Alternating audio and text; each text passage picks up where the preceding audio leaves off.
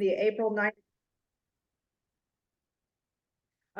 Has everyone had the opportunity to review those minutes? And if so, do I have a motion for approval? I'll move to accept the minutes. All right, thank you. And do I have a second? I will second. All right, all those in favor of approving, say aye. Aye. Any? All right, that passes. Here's Gary. Did he say aye? It said aye. All right. Item 3, new business. We have a presentation from Hydrogen Exploration Distribution. Mr. Jason Rayburn is land manager of Twin Rivers Exploration. Jeff, do you have any comments that you'd like to give first? Okay, good evening. Glad everybody's here to participate in our discussions. And we have Jason Rayburn, who's with the Twin Rivers Exploration out of the Denver office. We're happy that he's here. Planning and Zoning Commission, just to kind of get you guys up to speed here. Planning staff became aware of activities, drilling activities north of Vincent last fall. We were on site there. At that time, they were like 10,000 feet down, trying to explore and find hydrogen. And now, they've been out to various locations and so forth. And the Planning and Zoning Commission has had a number of meetings since, discussions since January. And so we thought it'd be a good idea to bring, someone in who's, got the expertise in this field, to provide some insight and educate everybody here, including staff, and what their intentions are and so forth. So with that, I'll just turn this over to Jason, who has a PowerPoint presentation, and I'm sure he'll be available for any questions too, so. Thank you, Jeff. Yeah. Thank you. Yes, I'm Jason Rayburn with Twin Rivers Exploration. We are a geologic hydrogen exploration company. And what I'll share with you today, I'm giving thumbs up for slide transition, so you see that up there. We're gonna go over what our company's focus is, what is geologic hydrogen. We'll go over the exploration process, a review of our past operations, and then our plans for future operations for this year. So our focus and objectives are to study geologic hydrogen, discover hydrogen, and produce. So studying geologic hydrogen, we look at historical data, that is in the way of seismic data, which that's the picture at the top here, what seismic data looks like after it's interpreted and processed.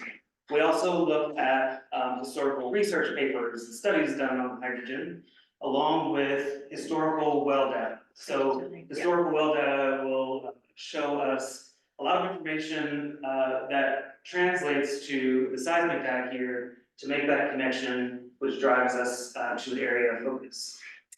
Our discovery of to discover hydrogen, we are looking to find and produce it. So we do this through drilling tests and stratigraphic wells.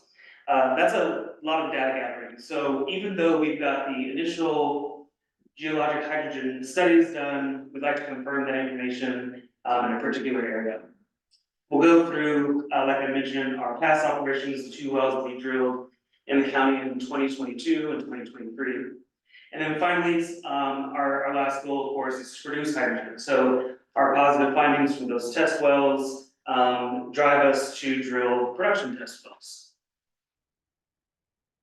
So why do we want to explore for geologic hydrogen? Hydrogen has a key role in the energy transition.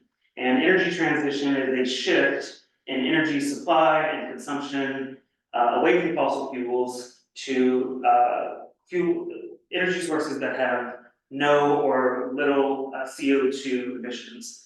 So hydrogen is perfect for that reason because it has no CO2 emissions. Geologic hydrogen is also a great alternative to current hydrogen production methods, and that we believe it can be a lot less expensive. Hydrogen, of course, has many uses for electrical generation, industrial processes such as making cement, steel, glass, and many other high temperature processes that require a specific fuel, and also chemical compounding. For example, in the ammonia process, it can be a feedstock for fertilizer. So I've gone over kind of our focuses at Twin Rivers. I wanted to share what we call the exploration process. And this kind of outlines the timeline of the different events that occur. The analyzing and planning phase, which is the first step, as I mentioned, is that gathering of information, looking at historical data, looking at historical studies. This drives us to determine the optimal location to begin our exploration processes through drilling. Second is engaging with landowners. So this is the phase that our stellar land brokers in the back, McDonald Land Services, engages with landowners who are interested in leasing and also possibly having a well drilled on their property.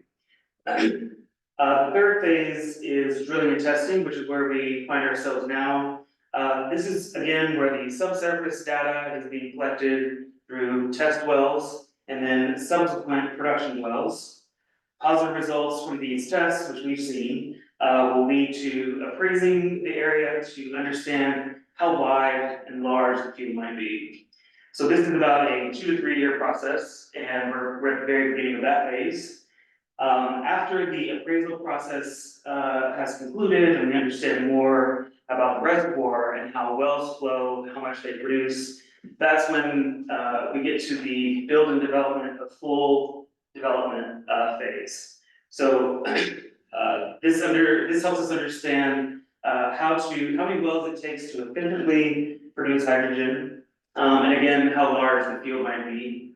And finally, the produce and sale phase is the last phase. This is when we are in full scale production, wells have been drilled, and hydrogen is being produced. And that can be 10 plus years, depending on, of course, how long the wells produce, which at this phase, we're not sure. So we're still in the analyzing and planning, we're still engaging with landowners, and we're still in the drill and test phase. Looking at our past leasing and past operations, the start here is location of our initial test wells, the Van East 14-3 and 14-3A. Those are what we call twins. So they're about 50 feet apart. They're on the Star location, which is just north of Vincent. We drilled the first well at the end of 2022. The second well was drilled last summer. We did more testing and more analysis and cuttings examination to determine if we did see hydrogen formation, which we did. So we had encouraging results, and now we are planning to come back and drill 2 additional wells in Iowa this year. One being here in Webster County and the other one to be determined. Our leasing program did begin in 2022. We started in Webster, Humboldt, and Wright counties, and now we've expanded our leasing program to 6 other counties. Like I mentioned, for future operations, this is the location of the well we plan on drilling this summer, so just east of Vincent.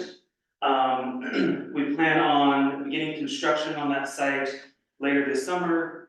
We hope to begin drilling in August, and we will conduct operations through the fall of 2025, which is when we plan on concluding operations. We'll reclaim the site back to how the landowner prefers, and continue on with our operations. We'll go into the next one. Because these wells will only have a short period of production, so we're drilling this summer. We'll see if they produce, over a matter of months, and then of course conclude our operations at the end of the fall of 2025. We have 2 options that we're considering for production facilities. The top one here is what electric power generators will look like that are fed, or I guess fueled by hydrogen. And the second option is to compress the hydrogen location and have it trucked off. I wanted to come back here, like I mentioned, to kind of emphasize where we are in our process.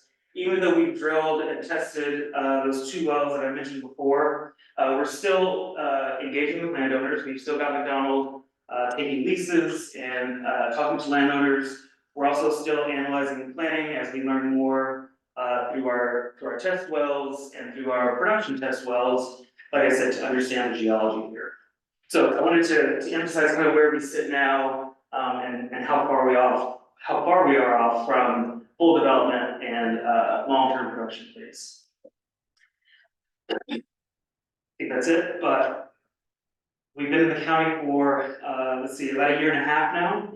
I know folks probably have some questions about, maybe what we found, what we plan on doing, so feel free. All right, thank you so much for that presentation. Folks, I'm gonna open it up to all of you that have shown up at our meeting tonight, because I know you guys have some questions. And I just ask that we, definitely be respectful of our neighbors, and we be respectful of Mr. Rayburn, and, give everyone a chance to speak. So if anyone has any questions for him, please go ahead. Jeff, Go ahead. you can go first. Yeah, before we get started here, so just to kind of inform everybody where the county stands on this, is we don't have any regulations in place. If they wanna go out and do a test site, that, we feel that's a private matter, and that needs to be worked out between you guys and that landowner. But yeah, like I said, when you go to full production, that's where we have concerns on how, what's that gonna look like, what else, what all that gonna entail, and so forth, and that's what we're trying to grab our arms around and so forth like that, so if you wanna add on to that, but I just wanna make that very clear that we do, right now, we do not have anything on the books for a full construction site. And I think, eventually we'll wanna get there to protect the county and to protect, the landowners and so forth like that, so, as I've always said, you cannot prohibit a use, you gotta allow the use in the county in some way or fashion, otherwise the county can be sued, so we have our county attorney here this evening. Should recognize him up front, but he makes his grand appearance about once a year, which is nice. Whenever I'm invited. Whenever you're invited. No, and that's why we're doing this process, is that because we don't have anything on the books, we're trying to make sure that what we do put together is going to be appropriate for the county, first of all, appropriate for the production, and in the best interest of everyone involved. So we're trying to, as a planning and zoning body, gather as much information as we can, so that Jeff can kind of have a direction of how he would like to go with any And the public input, conditional use. and you're right, Marla, the public input is very critical. If it ends up being this is done by conditional use permit, which is nice, it's a public hearing, landowners need to be engaged. And they can review the plan up front, address any questions, concerns, if we ever do get to that point, so you just want to put that on the table and make all that clear to everybody, so, yeah. I do just have one thing, if you would like to make a comment, I know it's weird, 'cause you're not very far away, but this doesn't pick up the greatest, and that way I can have accurate minutes, looking forward for future meetings to go back on, so if you wouldn't mind just coming up, stating your name, where in the county you're from, and then speak forward. And I'd like to ask a couple, maybe a question. Darren Driscoll, Webster County Attorney. So I don't know that much about, obviously geologic hydrogen yet at this point. Other than I just briefly read something, some government publication on. Is the process for extraction more like traditional, like petroleum extraction, like say Texas, you're looking to find a pool? Or is this somehow akin to like fracking? I'm just curious what the model is and what you anticipate given what you know about the geology of this area. Yeah, so the operations themselves do look very similar to oil and gas. The rig looks the same. The way we drill the wells, like I mentioned, between stratigraphic test wells and production wells, and how the wells are designed, also very similar. We do not plan on fracking these wells. Okay. So the test well and also our future wells, this year, we don't believe that it's necessary based on what we found in the first two wells. So there won't be any fracking for the wells that we're drilling, but operations will look very similar to oil and gas. If anybody is familiar with that, or if you go look at a typical oil and gas site, I think the very beginning, there's a picture of our rig from when we had operations this past year that I threw up. So it's very similar, but not exactly. Okay. I was wondering if we could talk about community provided fire support for you guys. We have a small town fire chief here and just a lot of questions. In fact, Marty, do you want to start in? Yeah, I'm Mark Smith. I'm the Vice President of the Webster County Firefighters Association and the Fire Chief in Oto. I guess my concern and the concern of the departments in the county would be one of training, informational exchange, and maybe even some, equipment, not financing, donations, whatever you want to call it. We need to know what's happening, how it's happening, what you perceive as the problems inherent and what would happen in the situations of accidents, not only at the well site, but also in the transport. I'd be more concerned about the transport entity of it with compressed hydrogen gas. It's kind of a pretty big bomb if you get in an accident. So, all those things need to be discussed and coordinated with our county fire department. So. Yeah, so we have an emergency response plan we put together for operations. Be similar to the previous one, but of course this is involving production. So like you mentioned, there's a different element involved here. I will have our safety group will reach out to you and go over what that plan is. I was mentioning to the group earlier, during our operations, folks are on site 24 hours. So during the drilling process, but in case of an incident, we do have that emergency response plan that we will engage and go over with your group to understand how to deal with it and also what needs that the county might need that they don't have in order to respond to something. We definitely have a plan, so I'll connect you with that group. So a follow-up question is, you were drilling in the Vincent area. Have you discussed anything with the Vincent Fire Department about what's going on there? I think we've engaged with them last year. Okay. Good. Actually, I guess for the two previous operations that we had, so we'll do the same engagement this year as well. All right, good. Thank you. And I say, I think, I was here, I joined the company about a year ago. My predecessor was working in this area, Gil Line. I'm sure some of you will remember her, but she departed, and so I took over about a month ago. So I met some folks after coming out here last summer, but I'm a little newer to the project for this area. So I don't have that necessarily that contact that we made for the fire department, but I know that they did engage with those folks. And of course we'll do it. Do you have anything to share about, is this being done any place else in the United States? Like I mentioned, there's a company that drilled a geologic hydrogen well in Nebraska. As far as I know, they've never produced it, so they've only drilled and probably tested. But there's no flowing hydrogen well in the United States. So this could be the first.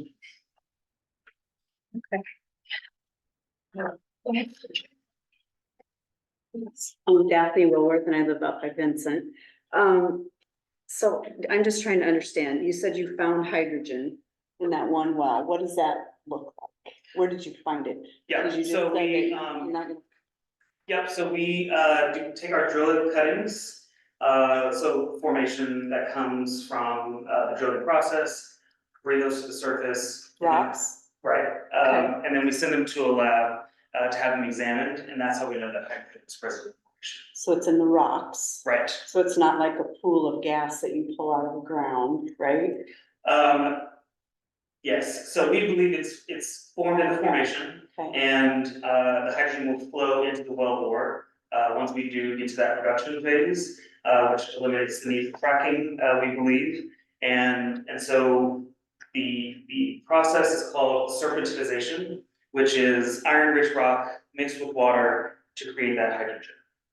And that's not fracking, forcing water into the rock? No, so we are not, the water in the formation is already in the formation. We are not causing that chemical reaction.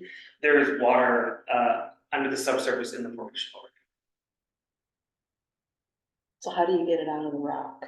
I'm still trying to, I'm sorry, I'm just. So we will produce the water from the formation. The hydrogen is contained in the water. If you think of it as microscopic bubbles. When you bring it to the surface, there's a process of separating the water from the gas. And so that's when we separate the water from the hydrogen, and the hydrogen is compressed and trucked off, like I mentioned before. Over my head, I should. That's good questions, good questions. I guess I have a follow-up question again for the record, Dan, Bristol County Attorney. So when you're doing that, and I understand there's not a whole lot of test samples, because you're saying there's not a functioning rig anywhere in the country at this point. Are there ones elsewhere in the world that are functioning? There's a well in, Africa that is flowing hydrogen, but it was by mistake. They were drilling a water well, and the story is that someone was out with a cigarette at the water well, right, and there was a reaction. That's how they, figured out that there was hydrogen naturally occurring beneath the surface. And that well is still producing, but at a small amount. There are companies in Australia that are also pursuing the same type of geologic hydrogen production, but I don't know if they've been successful in flowing water. So I guess whenever anybody talks about fracking or even hearing about water and separating water from rocks, I understand fracking is forcing, my understanding, limited understanding, is forcing hydraulic pressure into to push gas out or release gas. And that, at least reportedly, has a causal effect sometimes of some seismic activity, earthquakes, things of that nature. Is your company and your scientists, are you confident that there is zero or close to zero risk of any seismic activity as a result of the project you're discussing? I believe so. So the process of fracking is not just water, but it's also sand and proppant. So the purpose of fracking is to push that water down into the formation along with that sand and proppant to literally prop open those cracks in the formation to allow gas to flow into the wellbore. Like I mentioned, through our testing, because of what we saw in the formation from those collection of rocks or cuttings from drilling, we don't believe that it's necessary to frack. There's also the fact that hydrogen is a molecule that's very small compared to really, I would say methane, for instance. It's about a size. And so it can travel or migrate through those naturally occurring fractures without needing the proppant and the water to be pumped out. Now, we do use water as part of our drilling process, but fracking itself, pumping the water and proppant into the formation is not. How do you plan to acquire the water to use for the drilling process, and how much, I mean, that sort of things. I know that people are always worried about the land, the water for accessible acreages and farms around. They don't want their water to be dissipated for manufacturing, to an extraordinary extent. For our process on previous wells, we purchased water from the city, from Fort Dodge. And I believe we plan on doing that again. But I don't have the figure of how much water we estimate, but I can get that for you. Okay.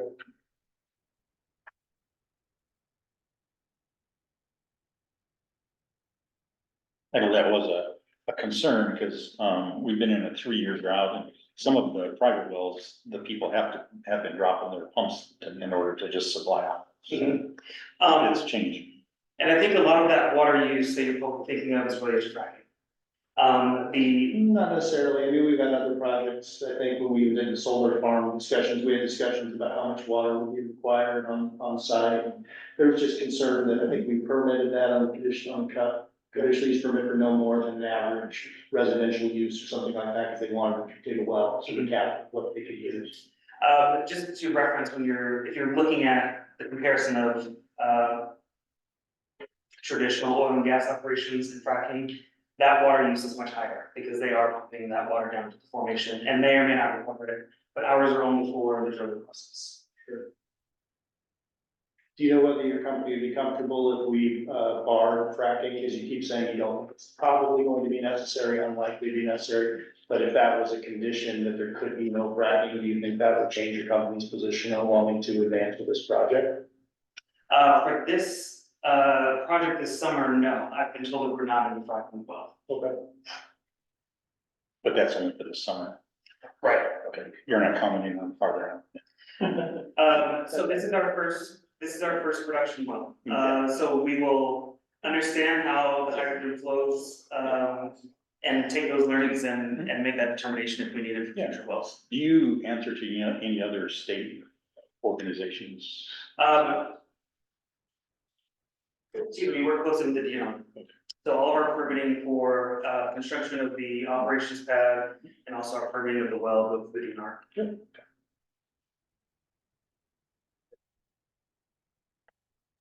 DNR. Quick question, if I may, Laura Roach. So how deep are you drilling? How far are we going down?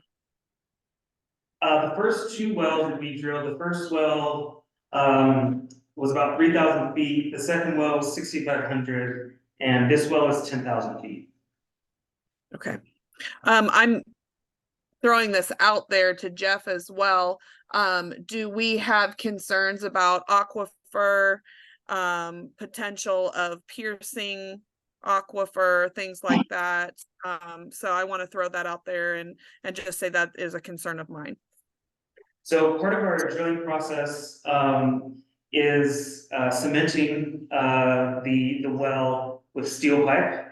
And there are multiple layers of steel pipe and cement at the surface down below the water table, I think about 100 feet. So that will help ensure that there's no communication between our well and Okay, thank you. that. I believe that requirement is set out by the DNR, so we go by their standards. Did you have another question, Laura? No, go ahead. Okay, I'm curious, and again, I just read an article, so I might be wrong or misguided a little bit, but steel, doesn't steel weaken with contact with hydrogen? And so if that is in fact the case, how long-term are these barriers that are gonna be set up with steel pipes if hydrogen has a natural effect? Because I think you talked about iron. Stealing, I'm assuming some of the electrons or whatever the chemical process is that could weaken that over time. Does that, in your opinion, or based on your knowledge, have any impact of weakening those barriers of concrete and steel? So it depends on the type of steel you're using. Okay, So if you're using steel that is not rated for hydrogen, transportation, for instance, for a pipeline, then yes, you'll get that corrosive over time. It will corrode those pipes, but the steel that we're using is intentional for hydrogen production. So we don't anticipate that it would have any effect on that, as it's rated for hydrogen instead of, regular natural gas production. Another question for you. So obviously hydrogen's very combustible. To me, it looks like you're drilling fairly close to Vincent according to that plan that you have. If something did go wrong, have you made tests on how far out that impact could potentially be? As far as, you know, if it did catch fire or there was an explosion, how far out would that impact be? We have not tested an explosion radius for an incident. Okay, thank you. I will find out from our safety group, what research they have that I can provide, but as far as I know, as of this moment, we've not tested any, explosion radius. You would need to have that before you got into production and storage. Right. Yes, correct. On this one by Vincent, is there gonna be storage or it's just a drill and test? So if we, produce hydrogen, then we will either, utilize the electric generators on site, to combust the hydrogen, or it will be compressed and then trucked off. How much storage? I mean, this is all new, That's a good question, I'm not but sure. yeah. It's gonna depend on the rate of production from the well also. Yeah, because you're a little close to town. Yes, I believe in Iowa, every little town has some jurisdiction out 2 miles. Does our county, do you know about that? what's the Any- buffer, like in terms of the For little city towns? buffer? I know we talk about that, you know, in Yeah, terms of yeah. legal to expand in the city. Yeah, it seemed like they have some jurisdiction. I know we ran into that a little bit with the place on 20, the gas station. There was some discussion about utilities and the city thinking about expanding, but it was just outside of 2 miles. So I think it was 2 miles. Yeah. Thank you. Tom Wilworth of, the north of Benson. So this, I'm taking what kind of a guinea pig for you guys to explore this hydrogen. And my question, when we got to the water aquifer, and then 2 miles down roughly you're at. Yep. And this, in theory, pipe, you don't think will ever go bad, that you're gonna use? Right, no, so the pipe will be rated for hydrogen. And there's nothing in the world right now, so we're just going off a rating. Well, there's hydrogen through electrolysis, so hydrogen is being produced by other methods, not by geologic hydrogen. So there are specially rated steel pipes for hydrogen that are being used in other capacities. Right, and then, then you say you've got water coming up, where's that water, how are you getting rid of where's the water going that you're using? The water If is, you're buying water for that, and pump it down yep, to get this hydrogen up, where's the disposal of that? we use an industrial water disposal plant for that water. And for factory? I'll find out the location. It'll be the same as we did previously, but I can find out.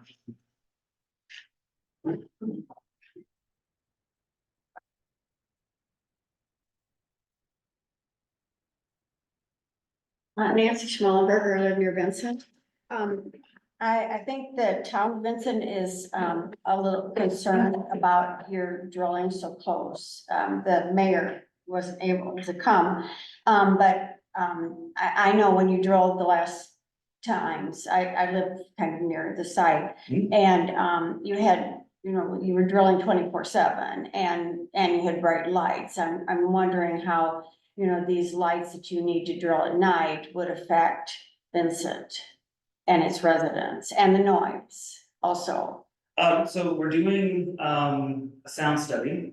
So we will take baseline ambient noise measurements for, I believe, 72 hours. So that'll happen at the end of May.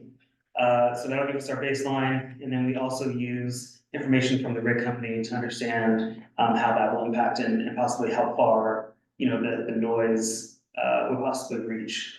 In terms of lights, we can talk to the city of Vincent about aiming the lights appropriately so that it causes the least disruption as possible. Okay, another thing, is there any chance that you mentioned piping it, is there any chance that your company would want to, have the hydrogen piped out? So for our initial wells, like I mentioned, there will be no piping, or no pipelines anyway, away from the site. Pipelines are an investment, and so we have to understand if hydrogen is here and producing at a rate that would constitute a pipeline being put in. Okay. All right, oh, and do you have a certain distance that you have, away from, a building site? Do you have some kind of standards for distance from a building site or a home?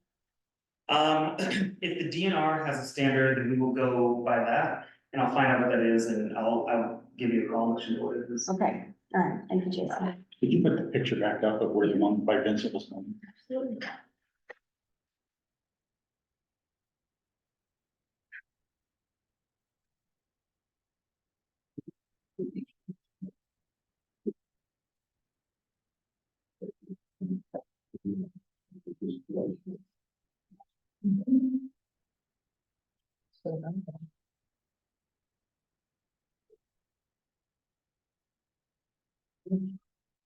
I'd have a tough time if you ever tried to build a plant there, because you're too close to town. I'd suggest you move it some right now. It's not a motion ring, that's just my, you're just too close to town for explosion purposes. I would agree. It's not emotional, just, you're too close. It's too explosive, and, you know, that's like the anhydrous plant, there isn't a house within it. Well, there is one fairly close, but just, we gotta protect our people. Gotta do. And we answer the county supervisors, and stuff, but just, that's my feelings on that. It'd be a good time to just scrap it and move it right now, rather than you start building and invest money and then somebody come down and win a lawsuit next year. So that's not. My concern is there's a railroad right there as well. That diagonal Mhm. is railroad. So there's grain, there's ethanol, there's who knows what's on that railroad, and if that blows, that could be, yeah, you're right beside the railroad tracks, because I drove by it. Yeah. So I don't know if you've considered that, or are you working with the railroad would be my question, because you need to be, because they need to be aware of that. Oh, I have not contacted the railroad. Yeah. But I will find out. Because they're gonna wanna know that, cause Is that the UP or the? Union Pacific Railroad, yes. And I would think they'd be quite concerned with the safety of the railroad. So Thank you for that. I would agree with him, it's too close to town and too close to railroad. Yeah. Yeah. And I'm not, you know, I'm saying it now, rather than you build it and then a problem arises. Just, you know, change it, move it. And that's not keeping you out of the county, you know, it's no moratorium or anything, just that's a safety. It's one thing to build close to an acreage, but a town. Very explosive stuff.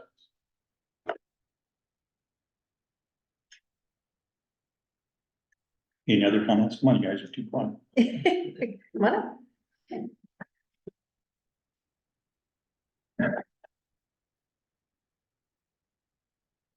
Chris Pike, I'm a Webster County resident. How did you choose this location particularly?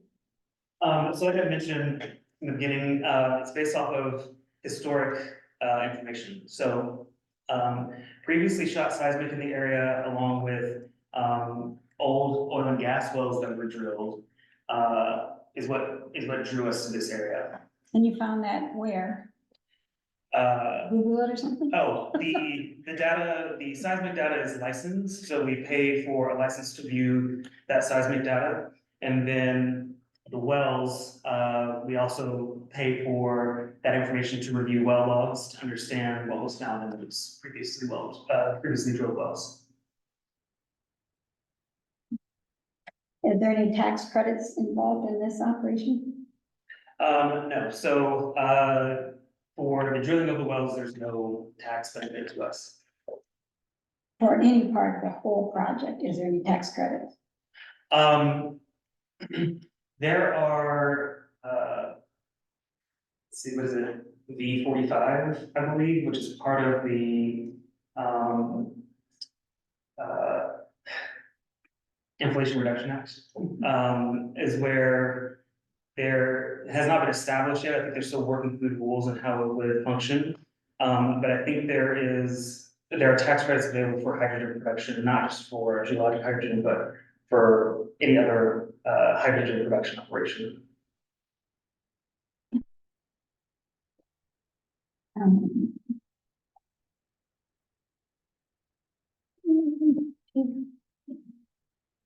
Do you have to deal with any tile on the property?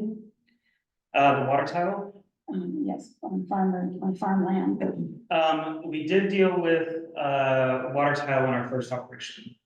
And if the landowner has water tile here that they're concerned about, we work with them on making sure we either avoid it, or if we damage it, we rebuild it. Are you buying this or just a lease?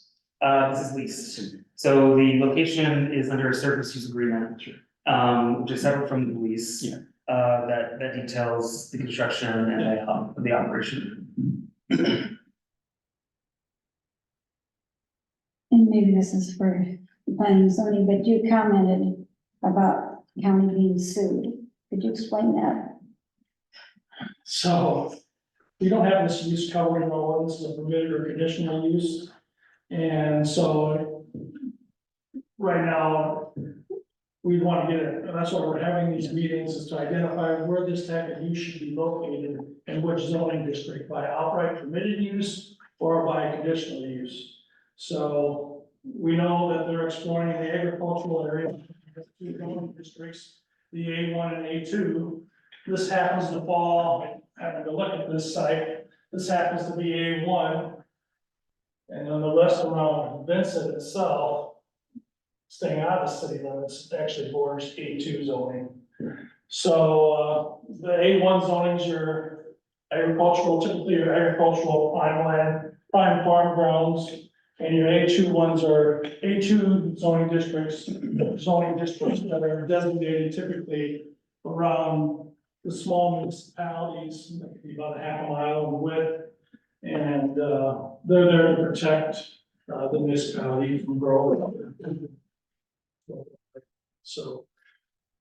Right now, we were looking at the A1 and A2, and how we're gonna deal with that, if we're gonna allow this type of use, and will there be conditional or permitted use, so that's the kind of discussion you're gonna have down the road here, so. And again, what we're talking about, hydrogen production and distribution facilities. So is there a financial benefit to the county that would come in through this whole project? Just possibly an increase in taxes that we pay, possibly, I mean, I don't know, Yeah, theoretically, I don't know, because this is obviously, as he's described it, this is such a new process. I'm not quite sure. I mean, I think was there a bill, was there something they're talking about in the legislature about hydrogen? Yeah. But it didn't go anywhere through the funnel, is that right? No, Yeah, you can speak on that, Austin. not very well. Better than me. I kind of work with providers, so on the last appropriations bill, I have a second conversation right now. On the last appropriations bill, there was a statement change for the utilities for hydrogen. And I've reached out to the utilities board, I've not gotten a good answer yet on what changes that means for the utilities board, if that means, I don't know if that means for you guys might get a little more fluent with it than I am. I just know that there's language of that last appropriation bill, that made some changes with the utilities board and some rules. I'm not sure what you think of the utilities board. What I know about in the last session, there was an amendment to the definition of natural gas. Where the old definition of natural gas was only associated with hydrocarbons, whereas now it includes any naturally occurring gas. So that would include hydrogen, which is why we operate under those rules for not just operations, but for production. I wasn't sure what it was, I'm not sure I had seen where, I thought it went back to the board, I could be wrong, like I said, I'm waiting for a response back from my question to the board. It may be two different items. It could be. So the amendment, was signed by the governor, so I know that has been, finalized, but I don't know if in relation to utilities. I'll probably find out too. I think that was more, in conjunction with the DNR than the utilities board. Yes. It was the DNR was defining, hydrogen as a gas so that their other permits would apply. Was my interpretation of it. So it was for the DNR. Yeah, the DNR wrote the language for it. Right. I know. I'm wondering if, we get a new administration, how that will affect the, I can never think of it, yes, thank you. How, if we get a new administration and they, axe out how will that affect your project? I don't know what a new administration will bring, so the scrapping the entire Inflation Reduction Act is a pretty hefty lift. So we would have to examine what exactly would be stripped out, to determine if we would continue on. We're interested in who is investing in this. This isn't just Twin Rivers doing this. It goes much higher. Do you want to share with us who? Yeah, so KXP Resources is our parent company and Twin Rivers Exploration is a subsidiary. And KXP Resources is based out of Denver and is where it was established. Okay, so all your investors are with KPX? KXP, I'm sorry. Okay. Are you familiar with the name Coloma? Coloma. Okay, Yes. okay, because those are the surveyors said they worked for them. That were in our area, yes, and, do you know who the investors are with Coloma? They're private, but they're US and Canada based. Okay, okay, because, we've been told like that Bill Gates and Jeff Bezos are some of your investors. Coloma may have listed those on their website. But I think that's probably investors that would want to be associated with it, but probably not a full list. Okay, so you have many investors. Are all of them from this country? United States and Canada. Okay, all right. Okay, thank you. Kind of back to the lawsuit thing, I just don't know if I understand.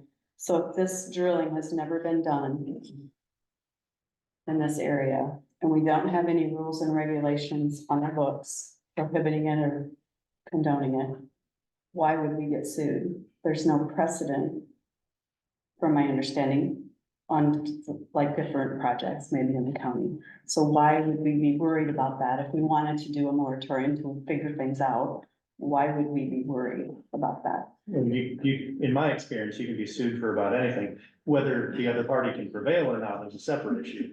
But potential liability risk is always something you're thinking about and trying to put in place reasonable land standards and management. And once we're put on notice, this might be an issue, we need to start putting our heads together, or else people can say we're negligent and, could create, theoretically, we've talked about some worst case scenarios and they don't necessarily know what the worst case scenario is what we're hearing. If we've got a zone where, we start extracting this and maybe there's some on-site temporary storage tanks and something goes haywire and we wipe out, 15-mile radius and there goes the town of Vincent. People are gonna be talking about what the county did to try to stop this when they knew in advance that this could become down the pipe. So yeah, there's always a potential for liability and you always wanna be well aware of that. So I think that's the reason why we're having these exploratory discussions to see, okay, what are the risks? What do we know? What is unknown? And what do we have to do to try to make sure that this is the right location to permit this sort of use? And I think it's why we're talking. And that makes sense. So we're more concerned about that type of suit than the company saying, I'm or not the worried. landowner saying, you're not allowing it, we're gonna. There's also rules that we're not allowed to absolutely say, we're not supposed to absolutely say no, Okay. without legitimate That's the cause. thing, I think. Yeah, we were- if you're worried about that side. Yeah, that was. Personally, I'm less worried about being sued by a major company than I am being sued by aggrieved injured parties, Correct. in the event of agree. a disaster. Yes, I agree. But that's the way my brain operates. I used to be a personal injury lawyer, so. Okay, thanks.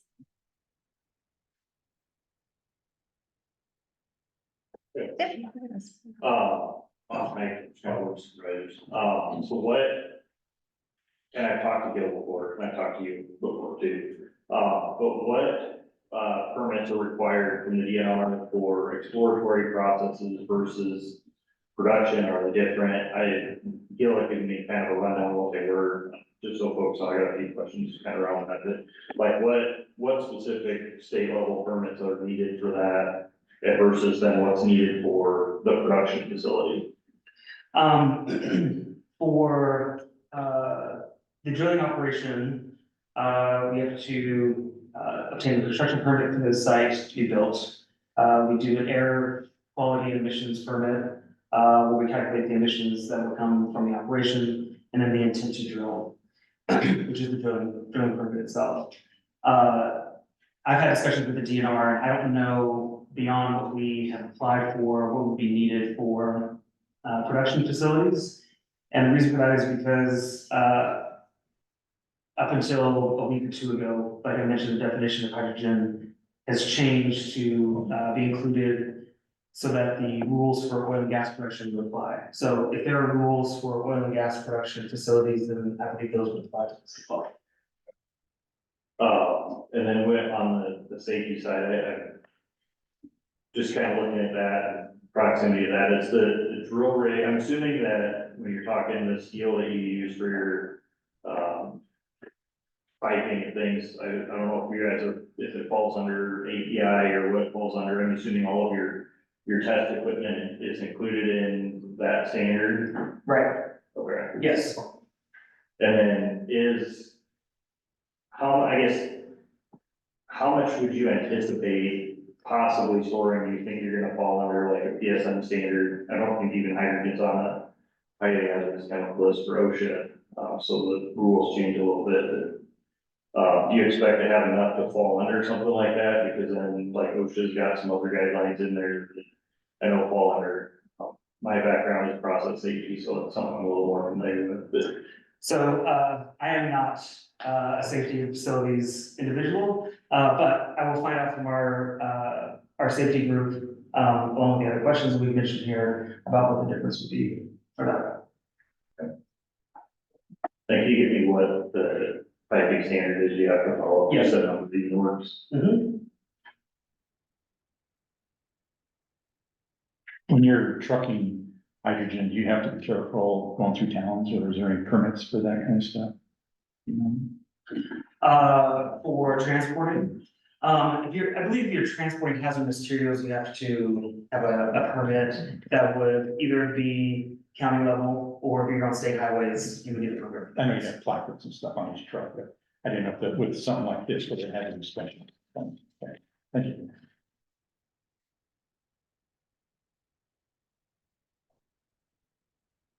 Anybody else? This is your meeting. No? I'm Al Hike, Webster County resident. You're drilling these test wells now, you're going down 3, 6, and 10 foot now. Do these wells have the potential of being permanent wells, or do you look at foreseeing different locations? And if you do, how many different locations are we looking at? And how do you affect the adjacent landowners that may or may not agree with this? Okay, so first question is about, if the wells are permanent. So the first 2 wells we drilled, the test wells, those will be plugged and abandoned, that site will be reclaimed, back to how the landowner wants it. Like I mentioned, the well we plan on drilling this year, will only be in operation through, the fall of 2025. And the same process will happen where we reclaim, to the standard by the landowner. In terms of how many wells we would need for full-term development, I'm not sure. That's why I kind of showed the exploration process timeline, because we don't have enough information about how many wells it would take to efficiently produce from the reservoir. And that is reservoir engineering, that's geology, and drainage radius, essentially studying how the wells perform. Once that information is collected, we go to the DNR and apply for spacing, which the DNR will determine based on our findings how many wells, I'll just use this as an example, per section, we would be allowed to drill, and the actual spacing or distance between those wells within the section.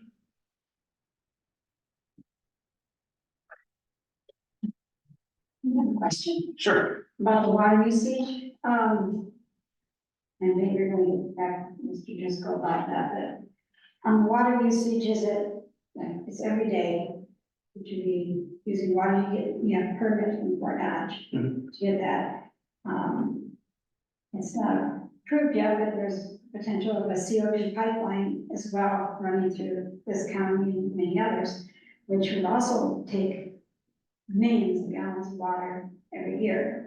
So our water usage is only for the drilling process.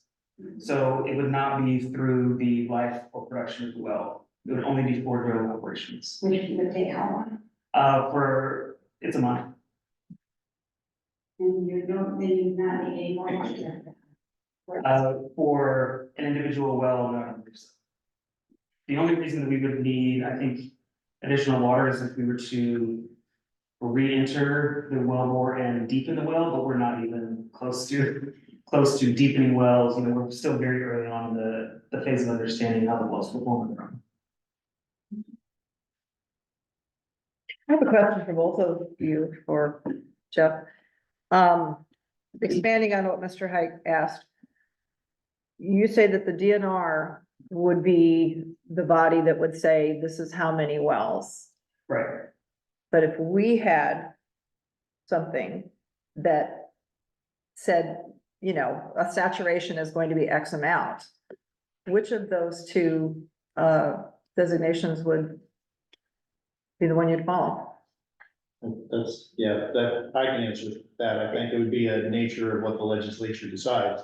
The Okay. state certainly has, I think, the right to preempt any local, in most cases, and I would think something like this would certainly qualify under the constitutional scrutiny. The state could preempt any local ordinances and say, state law applies. If they don't do that and they specifically allow or draft it in such a way that it does allow local entities to make something more restricted, then we'd be able to. But I would guess that once this thing gets fleshed out, we're probably going to be ending up with state regulations, so we don't have 99 separate sets of rules for something like this. That would be nice. Once the legislature gets, you know, fully informed in this development, if it's going to be fruitful. I mean, if it turns out that this is a test that fails and it doesn't go anywhere in the next 2 years, they may not waste their time. But if this is gonna be a money-making thing, obviously they're gonna want some state tax revenue and other things out of it, and I'm guessing they would preempt local. That would be my guess as to how it would play out. Okay. And, you know, and that's, I think, a lot of everyone's concerns is this going to be not disparaging the wind turbine farm, but is this gonna look like wind turbine farm all over the place? Are we gonna have these things all over? You know, when you talk about, you know, we've talked about within our board about, you know, the A2, the A1 zones. If exploration wells are happening in something that is in an A2, and we've said, no, we're gonna have that in A1.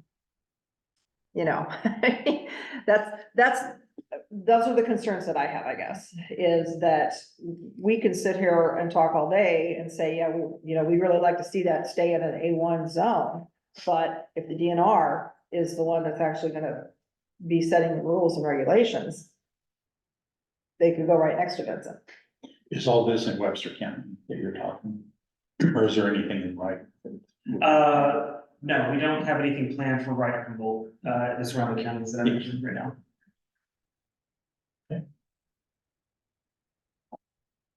I guess that's my concern, especially when you see a map like that, because I agree with Gary. I mean, it's just too close to town.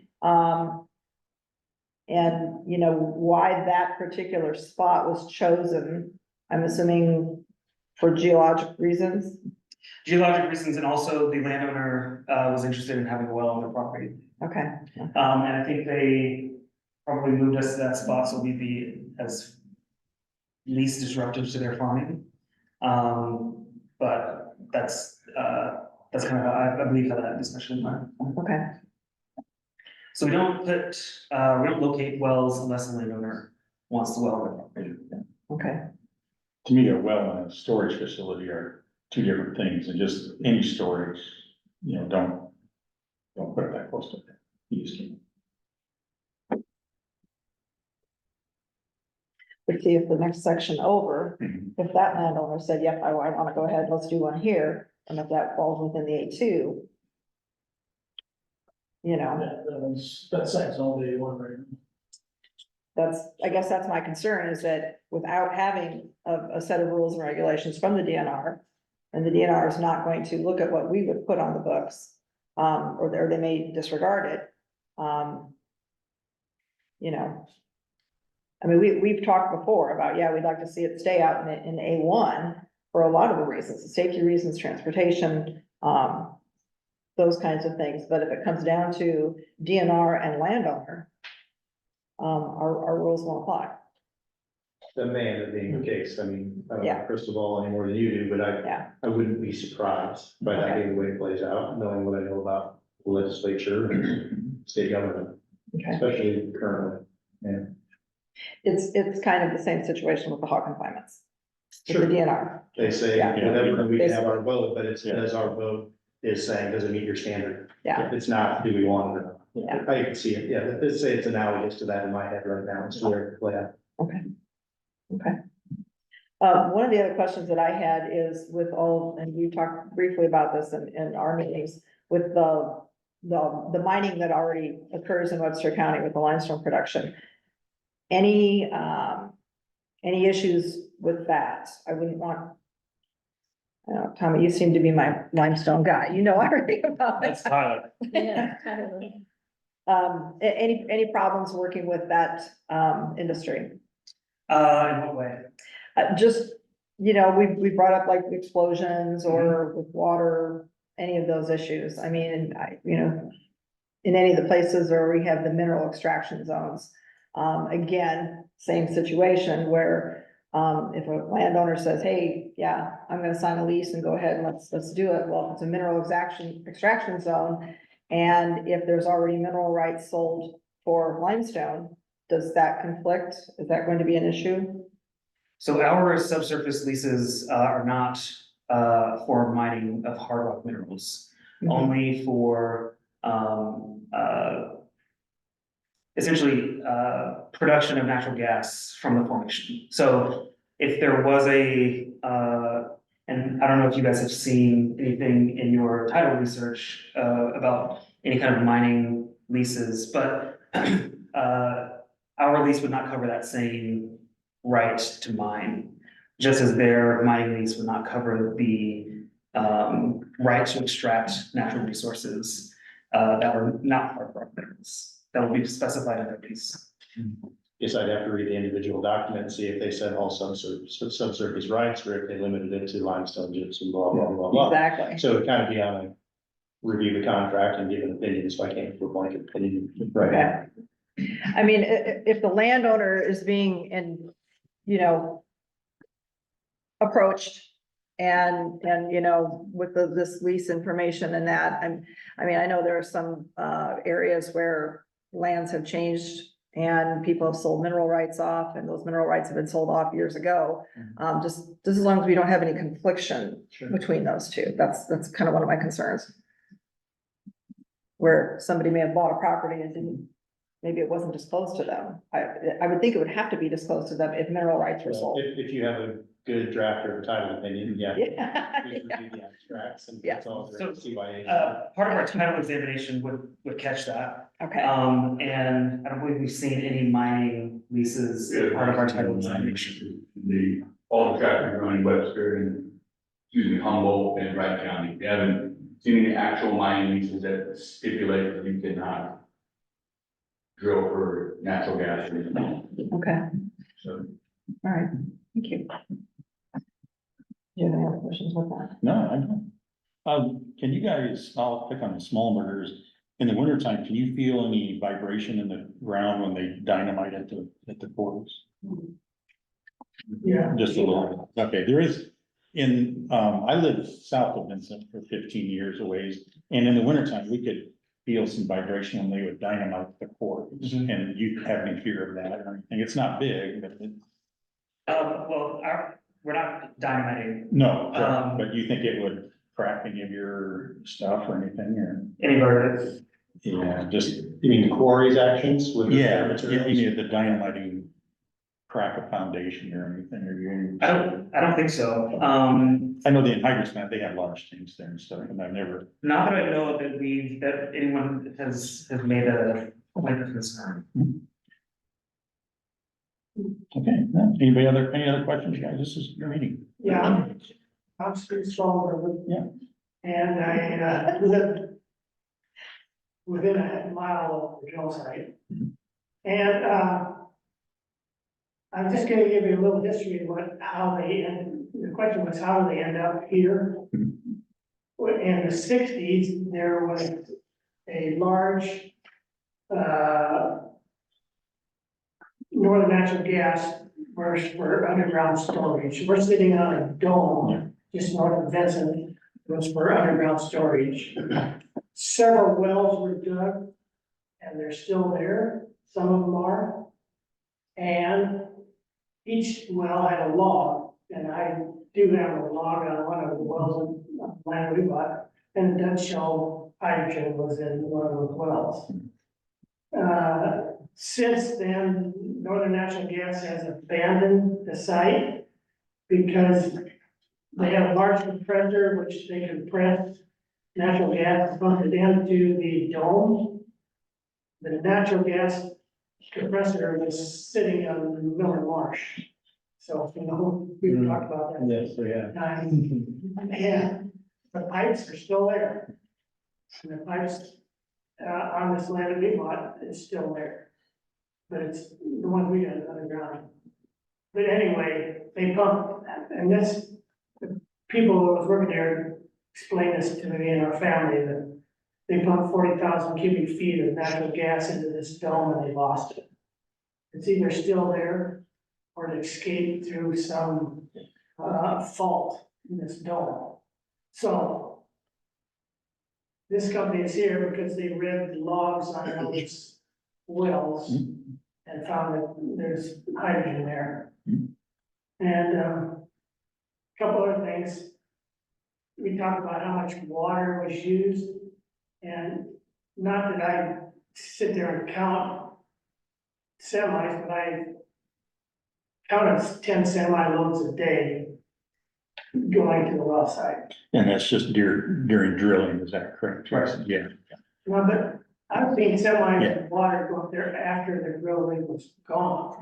And I don't know why. Is that what all those water trucks are for by Decker, when you're doing that back, like last summer, you see like one after another lined up filling up with. So right by the fire. Okay, I was always curious what that was. So the water that's, And then somebody, the water that's produced from formation, you know, at the depths that we were 6,500 feet, that water has to be trucked off.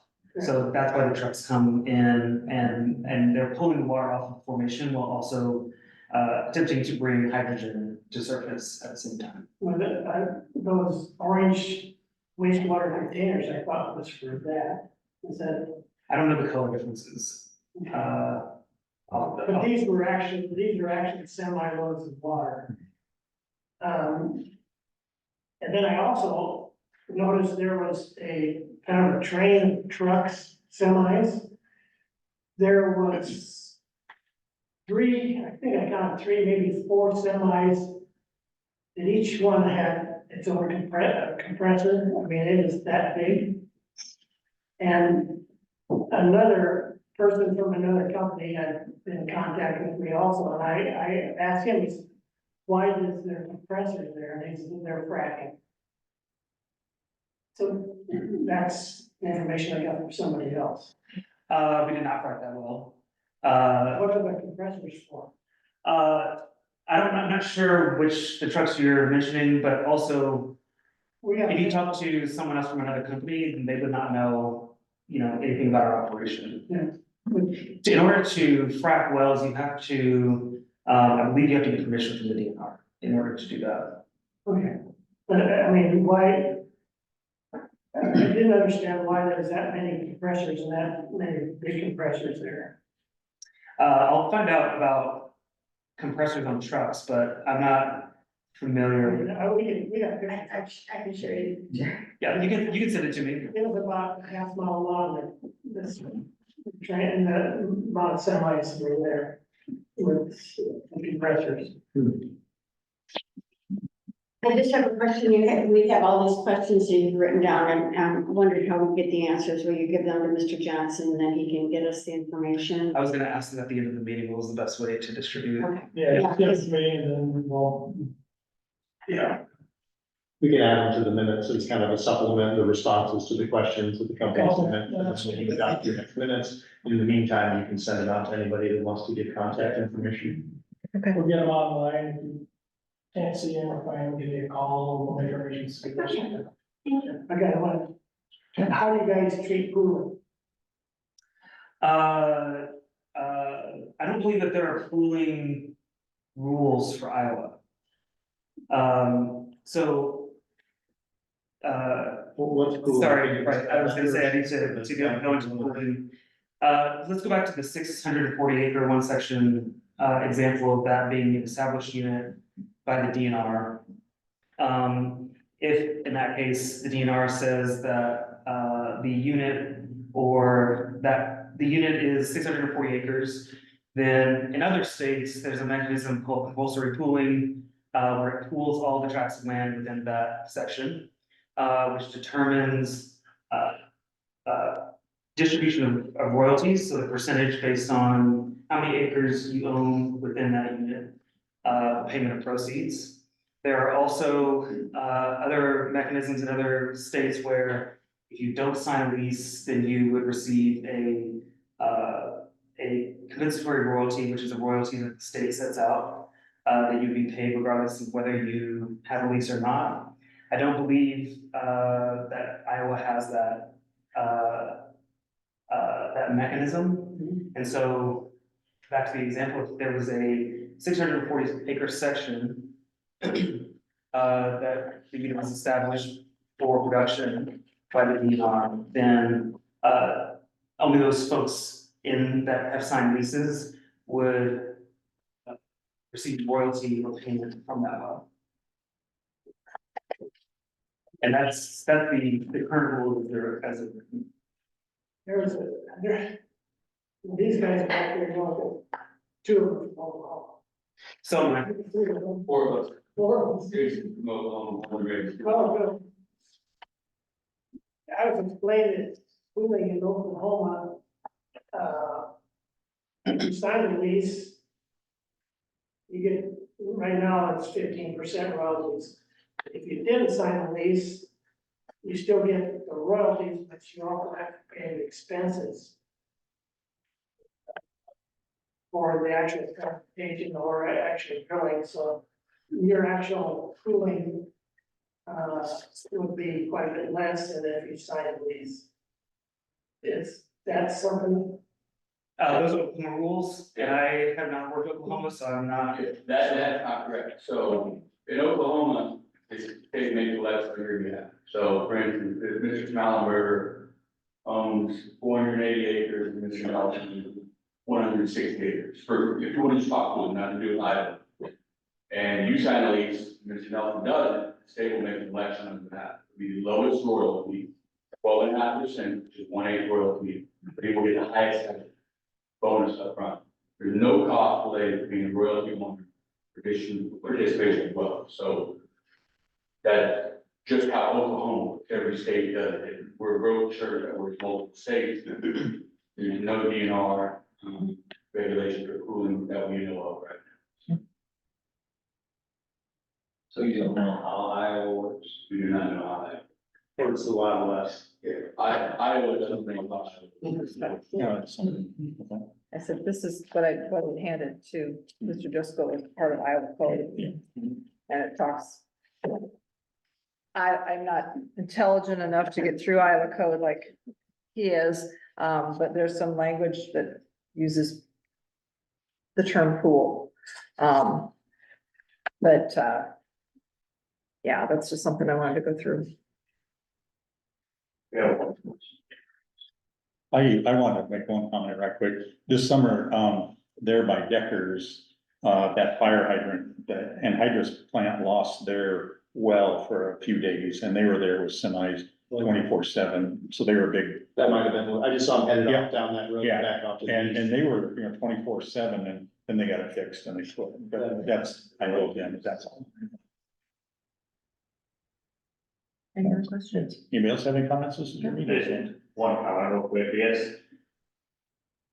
Before startup, I guess, would be intent, and I know we've talked about this before, right, but especially looking at our local first responders, I mean, I would expect that at least before we get into the drilling again, that, we have a meeting with, the local first responders there, so that they know what the hazards and risks are, they know how to respond. I don't know if you guys are required to have like emergency signage, I mean, even temporary. There will be emergency signage, with emergency response number and also, local number, that rings to my phone. We will make plans before we begin drilling to, meet with the local first responders about the safety response plan. We've got a good group of local responders here, but they're geared for residential fires and stuff, nothing like possibly you would have. So, Right, so, part of that plan would be what, because we don't expect, yeah, you know, you're right, volunteer. everyone or every area, to be equipped in that way, but, the emergency response plan has the detail of what we would do, in order to respond to emergency, and also what role, that group, would have, so they understand kind of the procedure. Thank you. I think it'd be good to work with like the LAPC or emergency management, you know, working with that.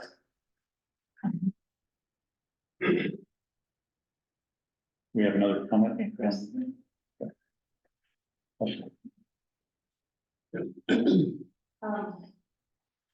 Is the company paying, the county for secondary road usage? A lot of, sounds like a lot of, traffic with, semis and so forth.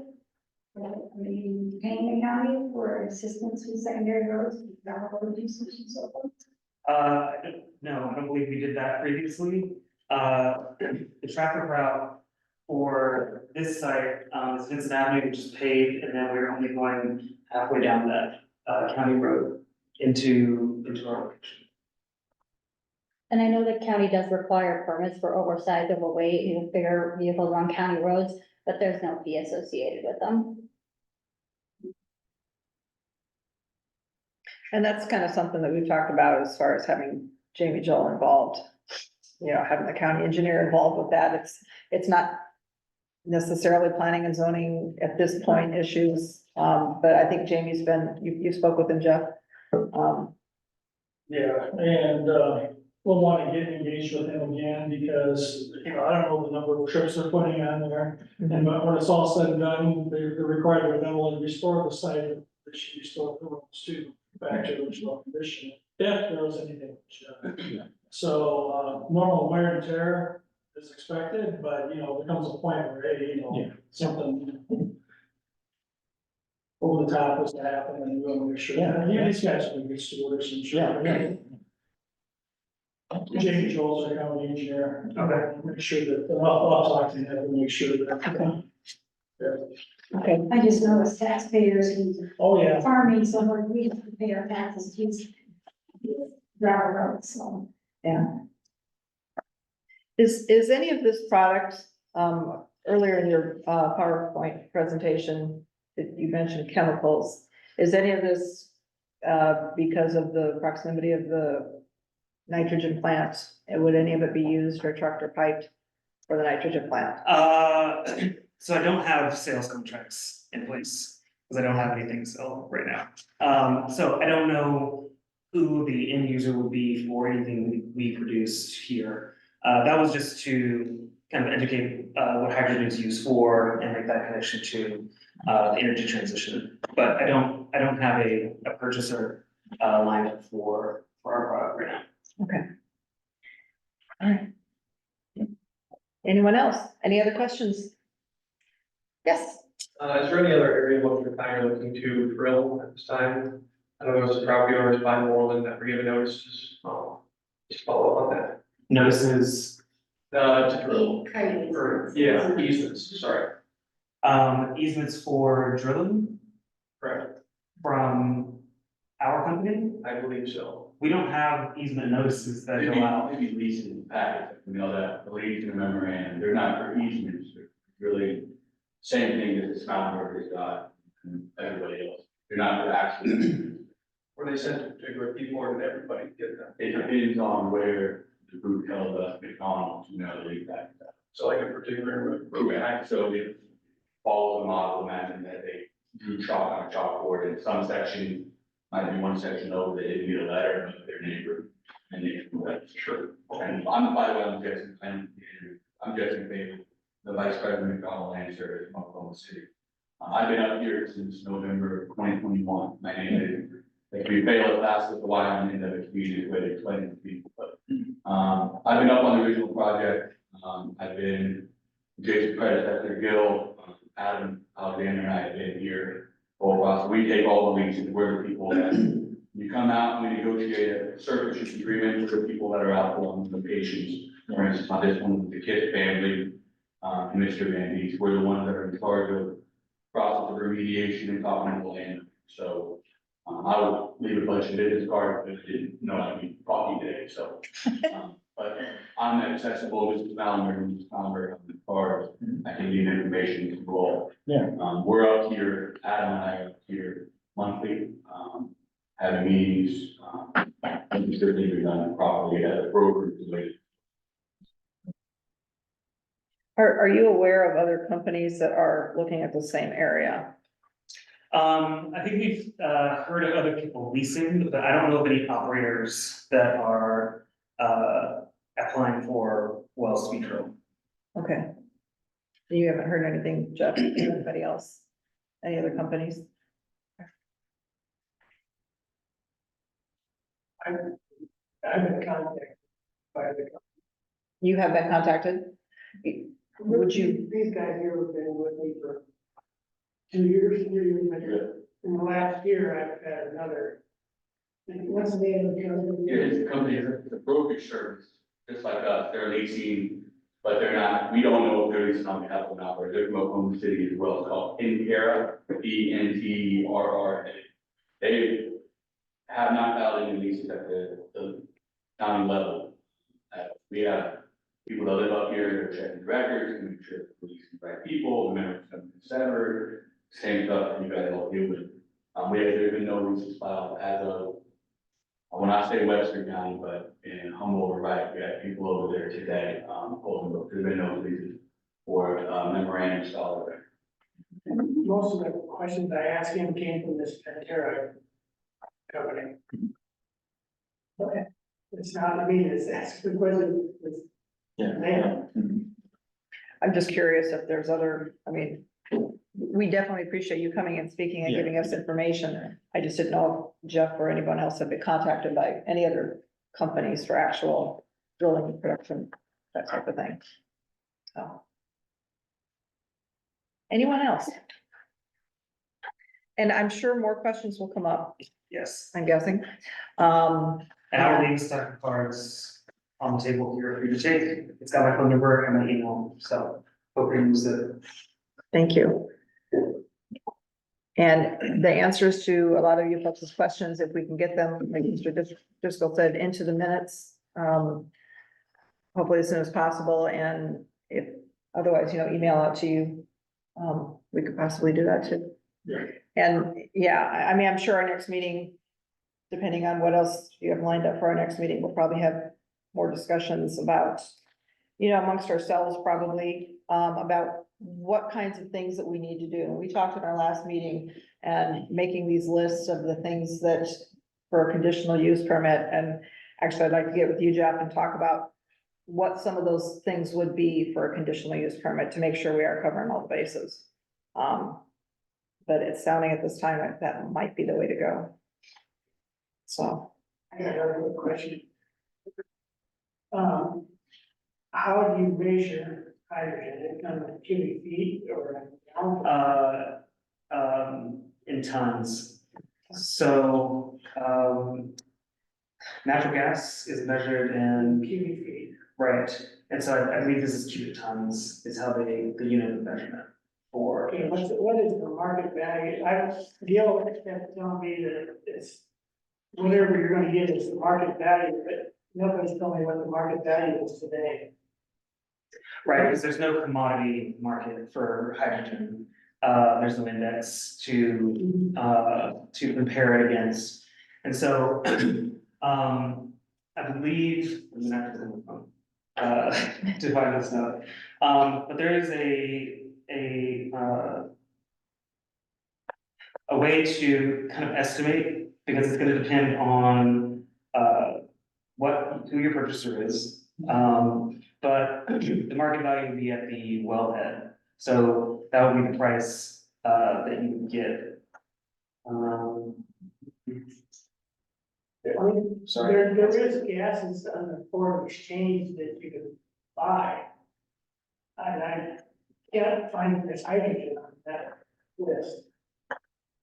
So the value is set, based on the value of natural gas, because, if you remember from the presentation, like the uses are such that it will replace natural gas as a fuel, so that's kind of how we determine pricing.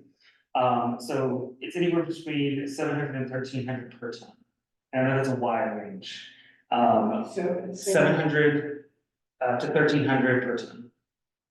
and Right, yeah, sorry. on your test wells, what do you estimate the production is? Oh, I wish I knew. I mean. Yeah, there's no way for us to know until we actually start pulling hydrogen. You don't know how many tons per day or? Nope, we won't know that until the wells, actually start producing. So, we're trying to figure out with the 15% royalties, what would be the output per well for the landlord? Right, so, we won't know that until we drill more wells, understand how the wells produce and at what rate. And even if one well produces a certain rate, that doesn't mean that one a mile away, 10 miles, 50 miles away is gonna produce the same. The question that we get as landmen throughout our career is how much money am I gonna make off this well? And that is the question that we would like to know as the company also, but we don't have that information until the wells start producing. If you have a developed field, then you can forecast what you think the well will perform based on, wells in the surrounding area. But that's still not a guarantee. That's just an estimate. That's an aggregate of taking the average production and the rate of production over a certain amount of years to understand how you can forecast future wells production. There's still leases signed back in the 60s. Mhm. And I know some landowners are still receiving payments on those leases. And I've asked these guys, how do they interfere with the leases that we're going with? If those leases are still producing, there's been no production file at the DNR show that the producer is leasing. So it's kind of a quagmire because you have a company paying someone, not reporting their revenue to the DNR. So we go by the basis of the DNR rules, we pull wells to see what wells are producing in this area. You guys all know there's not very many. People ask us all the time, what are you out here for? People go to oil and gas wells out here, what are you guys doing? We say, well, new technology that we're using, we're looking for something different. But there are no leases held at production because there's no production. So we have seen old leases that haven't been released by the operator, but that is not something that any state that I'm aware of, and I've worked in like 17 different states daily, require you to release a lease of record. Lease dies when you last receive royalty payments, and then it becomes the royalty owner's responsibility to file it. It's called affidavit of non-production, which means, I think Steve, you filed something similar saying that I haven't been produced, these wells are not produced, and I haven't been paid, so my lease is up. And that gives third parties, myself, Pantera, whoever in the room or whoever in the courthouse notice that I'm available.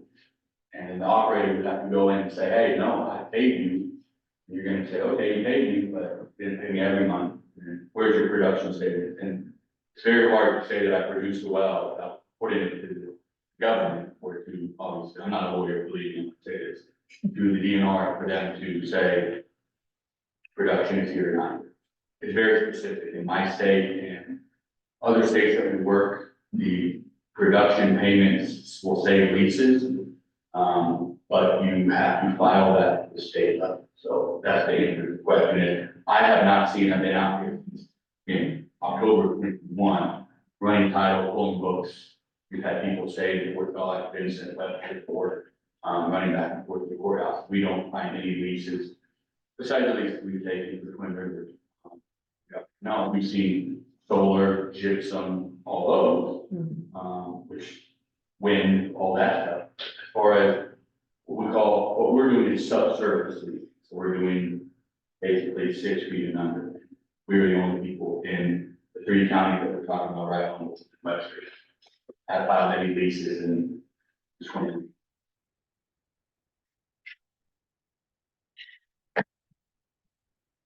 All right, unless anyone else has any additional questions?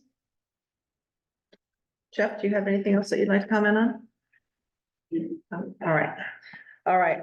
Well, Jason, thank you very much for your Yeah, Thank presentation. you all, and thank you for your questions. I'll get back to you, with a list that I've compiled, and, we'll speak soon.